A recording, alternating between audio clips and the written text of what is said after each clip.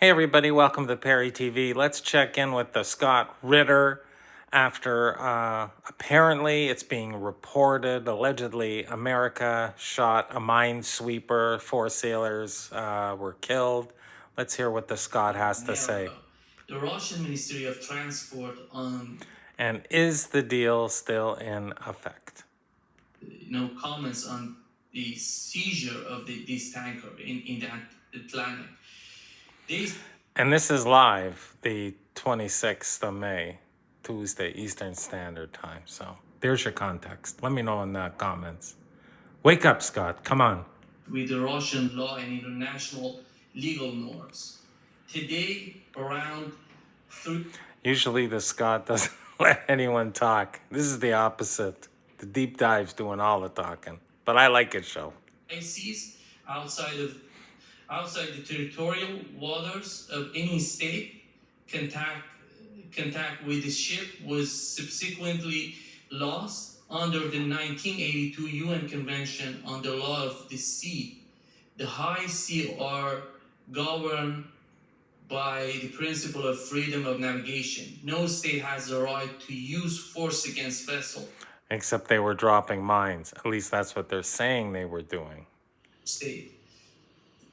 What is going on in the mind of the Trump administration, and what was the necessity of doing this? Good question. Well, first of all, we need to understand that the Trump administration is a rogue government at this point in time. It doesn't operate in accordance with the rule of law. And they all but admit it. They say we are about might makes right. What strength will allow us to do, we will do. Yeah, it's been like that for a while. That international law just doesn't matter. The United Nations doesn't matter. The United Nations Charter doesn't matter. None of the legal frameworks that hold the world together matter anymore. The only thing that matters is American power. I love Scott Ritter. He always tells it like it is.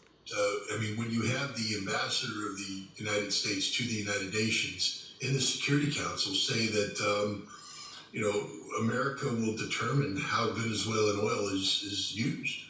Who gets to buy it, who doesn't get to buy it. There's no basis in law. He definitely shines this. I don't not necessarily agree with him, but he shines the light on different things, which is important because we show both sides. It's piracy. There is no legal framework that allows this to happen. In the U.S. court systems have been corrupted because apparently the Coast Guard was acting on a warrant that was issued by the Southern District of New York, allowing them to seize this ship. But there is no constitutional authority for this warrant. Let's just make it clear that the United States is bound by treaties that have been signed by presidents, ratified by the United States Senate, and therefore, under the Constitution of the United States, become the supreme law of the land. There's been no congressional legislation passed that modifies these treaties in a way to give the courts a hook, because the only time the courts have a hook is if Congress has taken legislative action, and now the courts get to determine the constitutionality of the interpretation of the treaty as it deals with congressional legislation. Okay. I think he's went off on a bit of a tangent, which Scott's bound to do.